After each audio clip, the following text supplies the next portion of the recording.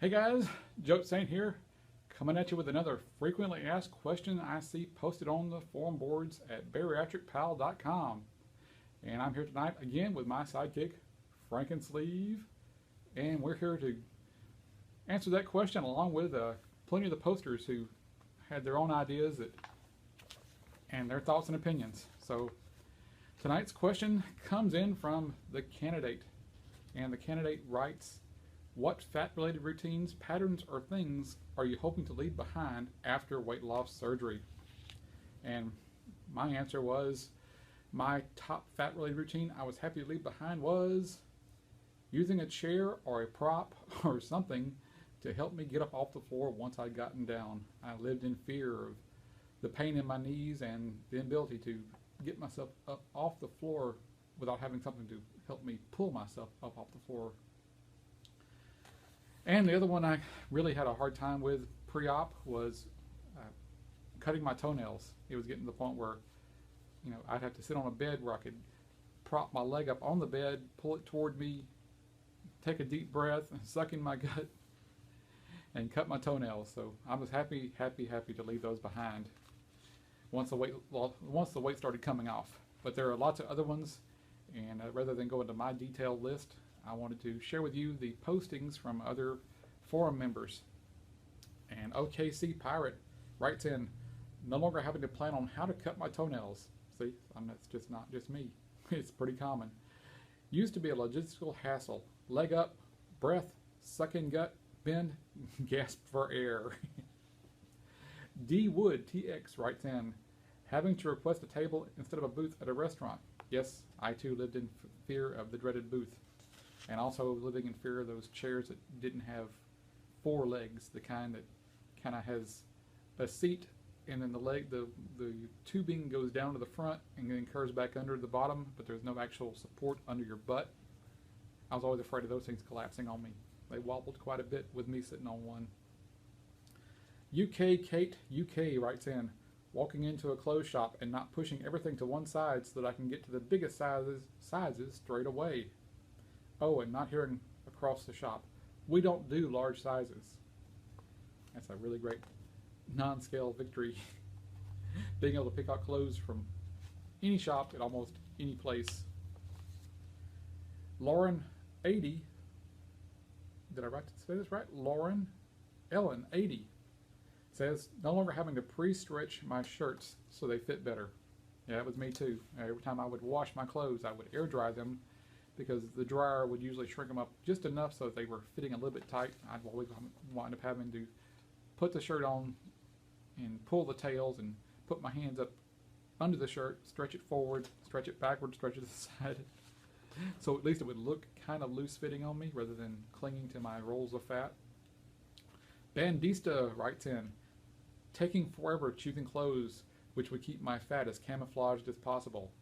Black. Black is the color you're looking for. I also do not miss dieting. I'm not on a diet. I eat well and I make good choices. I don't miss hunger.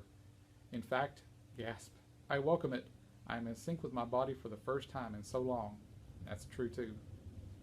A lot of times your hunger overwhelms your natural eating habits, your body's natural cycle of eating, or however you would like to put that. But I wound up eating a lot of the time just because I had head hunger and not because I was actually truly hungry because my stomach was growling at me. It was all about head hunger. Debbie 623 says, I won't miss not fitting the seatbelt in a friend's car. That's another dreaded fear, the seatbelt not being long enough to stretch across my belly. I won't miss worrying if someone's outdoor plastic chairs will fit my butt, and when I decide to sit on them, I won't miss standing up and having this chair stick to my butt. I won't miss being uncomfortable in theater seats. Yeah, have you noticed that the movie theaters, those seats are getting wider and wider to accommodate the people? Babs writes in, I used to hang dry everything because it would shrink in the dryer and no longer fit. Now I can just wear everything right out of the dryer because it didn't magically shrink. And this is the tough one. Paris Shell, things I don't miss. Planning my errands to conserve my energy as much as possible. Planning my subway bus ride to arrive as close as possible to my destination and checking to see if the subway station had an escalator rather than stairs only exit. Planning my day around my food indulgences, waking and immediately thinking of what I'd eat that day, that was me. And then going to bed at night feeling disgusted at myself at the bad food choices I'd made once again. And that was me too. Regretting eating those things that you knew you shouldn't be eating. Especially when I knew I wasn't really hungry. Go Walking writes in, the things they are not going to miss. Air drying clothes. Using Nair on my legs because I couldn't reach everywhere with a razor. Using a lot of toilet paper to make sure I got it all. Going to the first car on the train so that I could be sure not to have to squeeze into a seat next to someone else who might give me the stink eye since I was overflowing into their space. Asking for a table in a restaurant because I didn't fit a booth. Sitting in the front seat of the car because I took up so much room in the back if there were 3 of us trying to sit there. Going through powder like there was no tomorrow. Carrying tissues in my pocketbook to dab the sweat off my forehead and neck because any type of movement made me sweat like a pig. Acting like it didn't bother me when I couldn't join in on activities because I was too fat. Making fun of myself before anyone else might in order to deflect the terrible hurt by people making remarks, even if they didn't realize how much they hurt my feelings. Acting asexual because fat women shouldn't have those needs. And always being ashamed of how out of control I had become.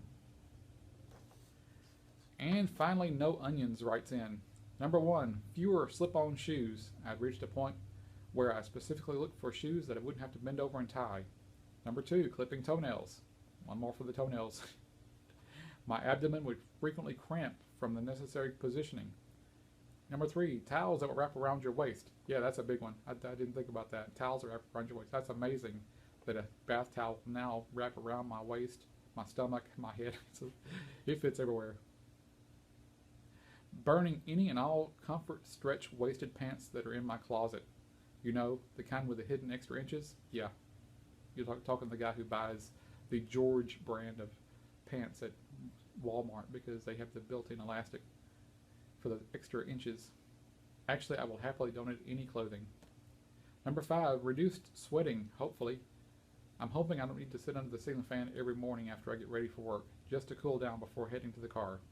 And number 6, removing myself from the big and tall catalogs, mailing list, and rewards programs.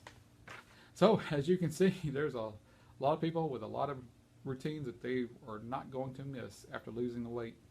And I'm sure if you're overweight to any extent like I was, I probably hit upon a few points that hit home with you. And if you have any of your own weight-related routines that you are looking forward to not having to do in the future, please feel free to leave them in the comment section below. Drop me a comment. Thumb my videos up, thumb them down if you like them or don't like them. Every little I think I'm having a stroke. Every little bit of feedback helps me improve what I'm doing. I would like to become a much better YouTuber and give you the content you would like to see and hear. So, this is Joe Saint and my psychic Frankensleeve signing out from VSG land. Keep pimping that sleeve, man.